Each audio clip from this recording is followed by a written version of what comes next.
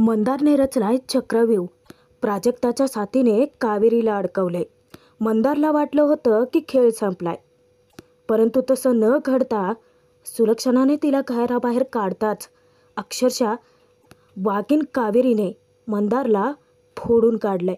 यशने आखलाय नवा डाव मंदारला अडकवण्यासाठी, त्याचे सत्य सर्वांसमोर आणण्यासाठी. नक्की काय आहे यशचा डाव? कावेरीने मंदारला का फोडून काढले? आणि ही प्राजक्ता नक्की कोण आहे की मंदारने तिचा वापर करून या कावेरीलाच तिच्याच प्लॅनमध्ये अडकवलंय? या सगळ्या गोष्टी आपण पाहणार आहोत. त्यासाठी बघा कोण होतीस तू, काय झालीस तू मालिकेचा आजचा 27 जुलैचा भाग. मंदारचा पाठलाग करणं कावेरीच्या जास्तच फायद्याचं ठरतं, कारण मंदारबद्दलचा खूप महत्त्वाचा खुलासा जो तिला होतो.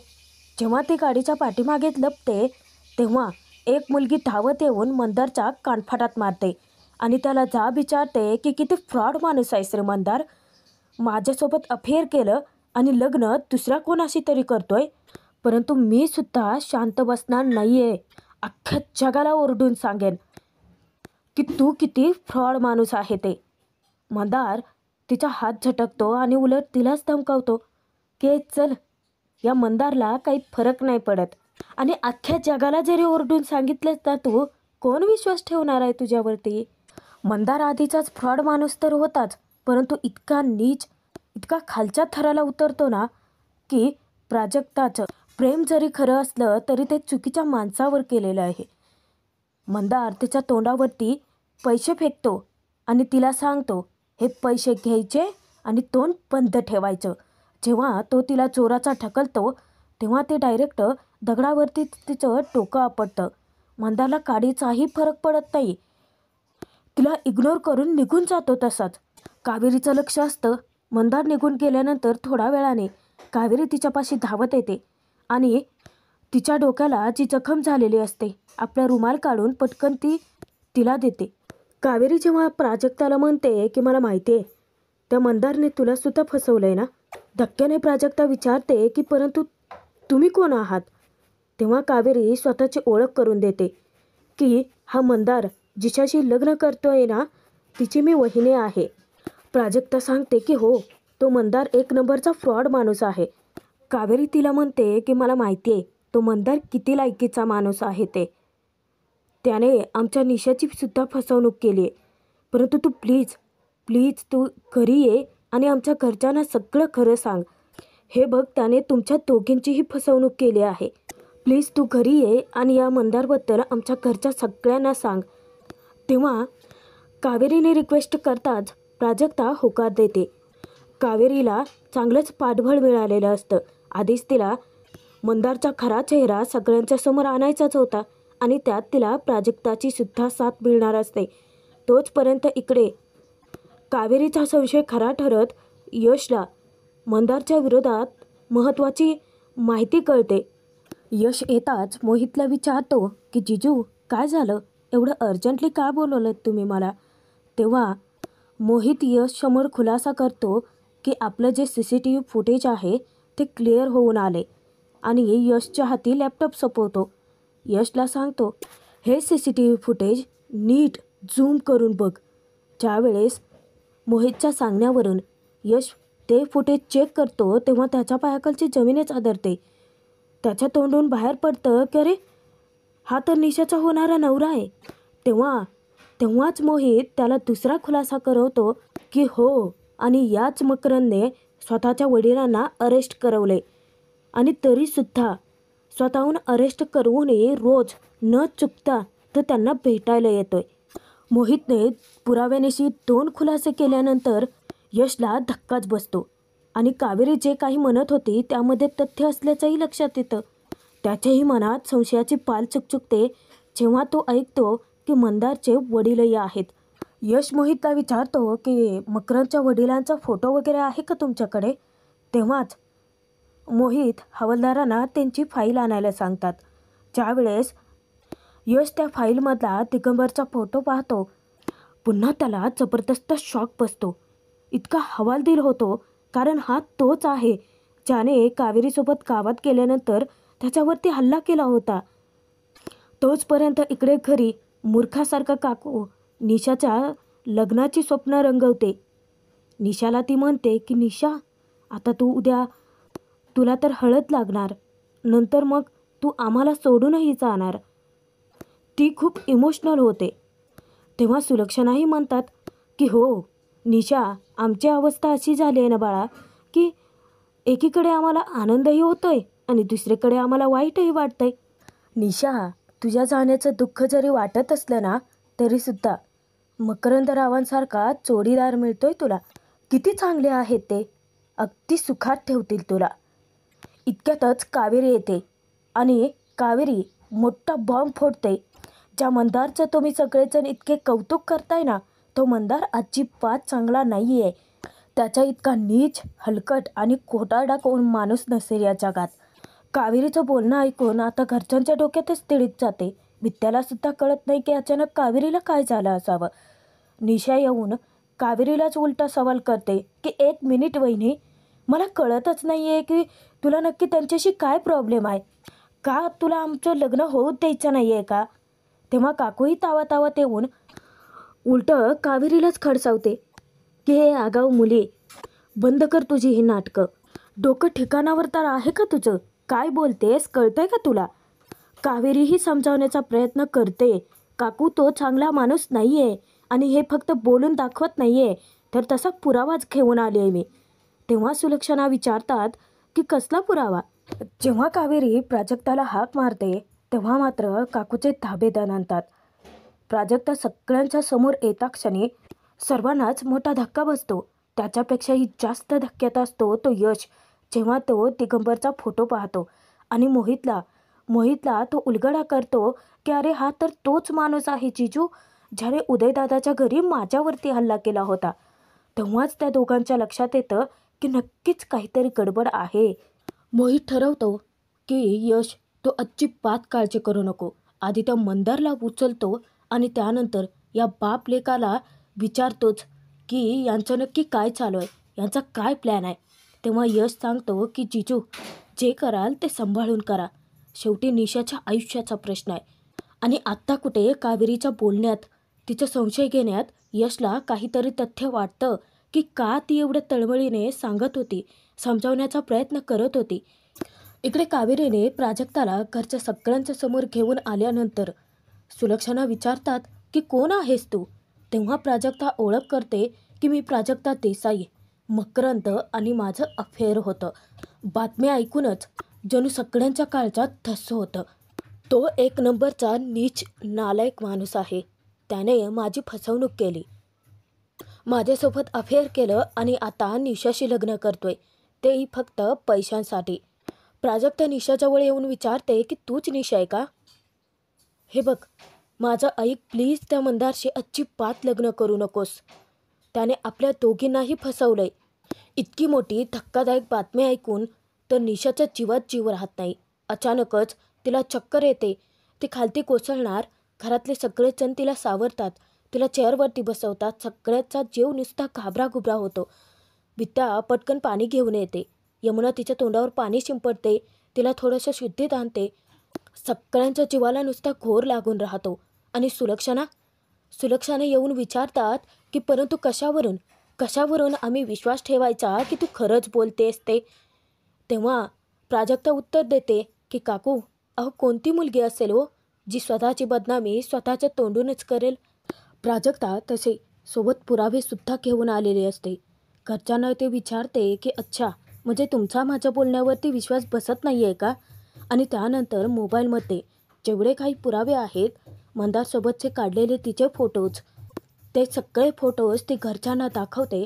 तेव्हा त्यांच्या पायाखालची जमीनच हादरते. कोणाला आपल्या डोळ्यांवरती विश्वासच बसत नसतो. आणि मूर्खासारखं निशा त्या मंदारच्या प्रेमामध्ये, आंधळ्या प्रेमामध्ये इतकी वाहवत केलेली असते की ती तर विश्वास ठेवायलाच तयार होत नाही. मोठ्याने रडून कांगावा करते की नाही मामा, ते फोटो खोटो आहेत. त्यांचं माझ्यावरती खूप प्रेम आहे. मकरंदराव अशी माझी फसवणूक नाही करू शकत.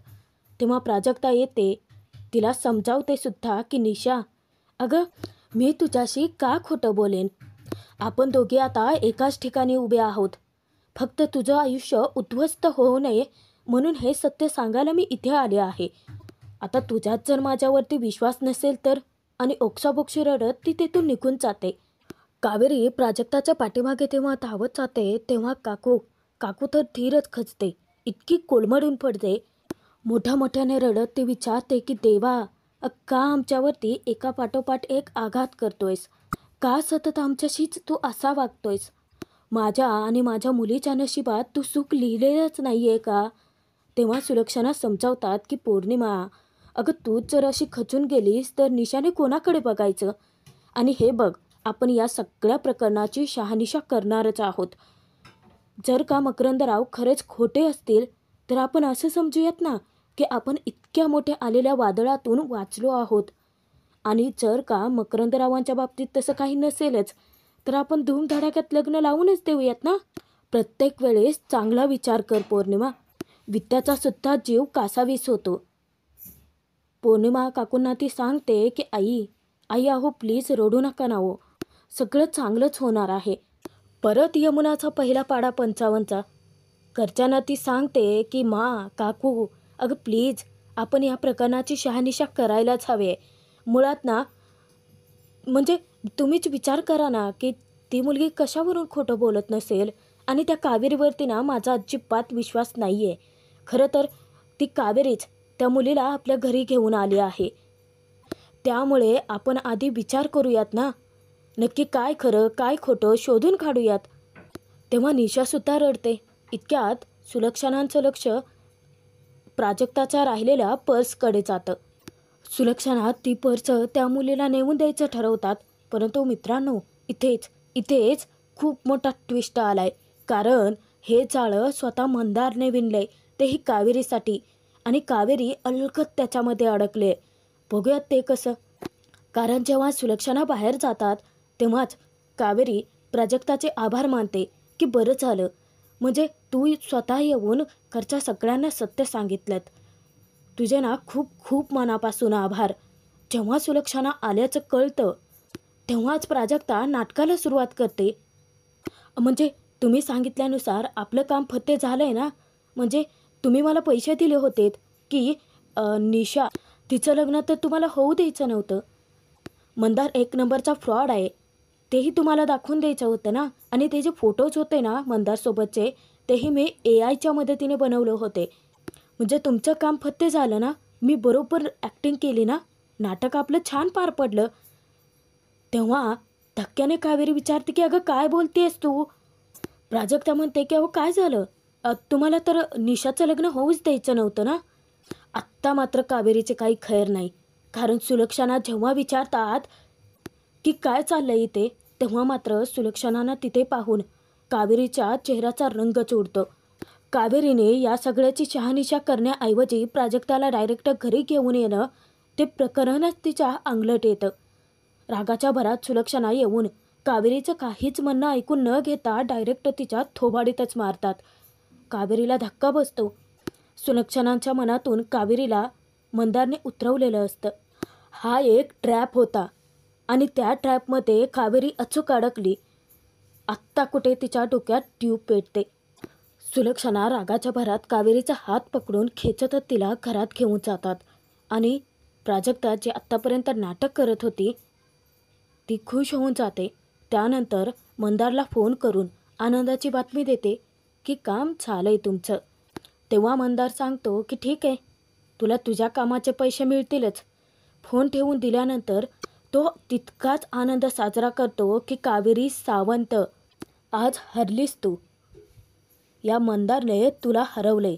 म्हटलं होतं ना, कधीच जिंकूच शकणार नाही आहेस तू. मंदारने कावेरीला चांगलंच मूर्खात काढलेलं असतं. मंदार इतका विकृत हसतो मोठमोठ्याने कावेरीवरती. इकडे काकू निशा काही रडायचं थांबत नाही. विद्या यमुना इतकं समजावण्याचा प्रयत्न करतात तरीही नाही. तेव्हाच सुलक्षणा कावेरीला फरफटत घेऊन येतात आणि सगळ्यांसमोर आणून उभं करतात. त्या काकू निशा दोघींनाही सांगतात की रडायची काहीच गरज नाही आहे. कारण मकरंदराव खोटे नाही आहेत. खोटा जर कोण असेल ना तर ती ही मुलगी आहे. त्या मुलीने आपल्याला जे काही सांगितलं ते सांगण्यासाठी हिने पैसे दिले होते तिला आणि तिला खोटं बोलायला भाग पाडलं. केवळ आणि केवळ मकरंदरावांचं लग्न निशाची होऊ द्यायचं नाही आहे म्हणून. मकरंदचा प्लॅन फत्तेच होतो. सगळ्या घरच्यांच्या मनातून कावेरीला त्याने उतरवलेलंच असतं. विद्याला तर हा धक्का सहनच होत नाही, कारण ती आधीपासूनच कावेरीच्या बाजूने. मंदार किती फ्रॉड माणूस आहे तेही चांगलंच माहिती आहे तिला. कावेरी आपली बाजू मांडण्याचा प्रयत्न करते की नाही? अहो, तुमचा सगळ्यांचा खरंच काहीतरी गैरसमज होतोय. परंतु सुलक्षणा काही ऐकूनच घेण्याच्या मनस्थितीत नाही. उलट त्या म्हणतात की नाही ग, गैरसमज तर आमचा तुझ्या बाबतीत होत होता आजपर्यंत. उलट आत्ता तर तो गैरसमज दूर झालाय. बातमी ऐकून काकू मांजरीनीसारख्या नाख्या काढून हजरच होते कावेरीसमोर. का असं वागतेस तू? अगं, तुला माझ्या मुलीचं सुख बघवत नाही आहे का? कोणत्या जन्मीचा सूड उगवतेस तू? वहिनी, मी म्हटलं होतं की ही मुलगी माझ्या निशाचं लग्न होऊच देणार नाही आहे. आयतं कोलीत मिळाले म्हटल्यानंतर यमुना तर कांगावा करणारच. अगं कशी वागते ही मुलगी? म्हणजे हिला हजारदा समजावून सुद्धा सुधारण्याचं काही नावच घेत नाही आहे अगं ही. कावेरी समजावते, यमुनाताई, काकू, प्लीज माझ्यावरती विश्वास ठेवा, मी असं काहीच केलेलं नाही आहे. तेव्हा सुलक्षणा खूप मोठा बॉम्ब फोडतात. त्या कावेरीला घरातून डायरेक्ट निघूनच जायला सांगतात की आमच्या घरात शुभकार्य आहे आणि तुझी ही वाईट सावली आम्हाला त्याच्यावरती पडूच द्यायची नाही आहे. केवळ आणि केवळ उदयची बायको आणि चिकूची आई होतीस म्हणूनच तुला आजवर या घरात ठेवलं. मी तर तुला माझी सून कधी मानलंच नाही ग, आणि ठेवलं ते फक्त यशच्या सांगण्यावरून. परंतु आता बस झालं, चल निघून जा इथून. स्वतः कावेरीला घराबाहेर काढतायत हे पाहूनच यमुनाचा आनंद गगनात मावेनासा होतो. कावेरीबद्दल सगळ्यांच्या मनात आता फक्त द्वेष आणि तिटकाराच पसरलेला असतो. तर भाग इथे संपतोय. पुढील भागात बघूयात, ज्या मंदारने हे सगळं कांड केलं ना, त्या मंदारला कावेरी कच्चा सोडत नाही, चांगलं फोडून काढते. परंतु तो सुद्धा मंदारचा एक ट्रॅपच असतो, ज्यामध्ये परत कावेरी अडकते आणि कावेरीच्या डोक्यात कोणीतरी मागून वार करतं आणि तेव्हाच मंदार तिच्या तावडीतून सुटतो. मंदारने कावेरीला कायमचं गायब करण्यासाठीचा प्लॅन रचलेला असतो. तेव्हाच यशसुद्धा एक जबरदस्त प्लॅन करतो, ते म्हणजे उदय सापडला असल्याचं. आणि ती बातमी ऐकून मंदारच्या पायाखालची जमीन सरकते. मंदारने कावेरीला बेशुद्ध करून एका भिंतीत काढून ठेवलं आहे. आता तिथपर्यंत यश कसा पोहोचेल पाहणं मनोरंजक असतं.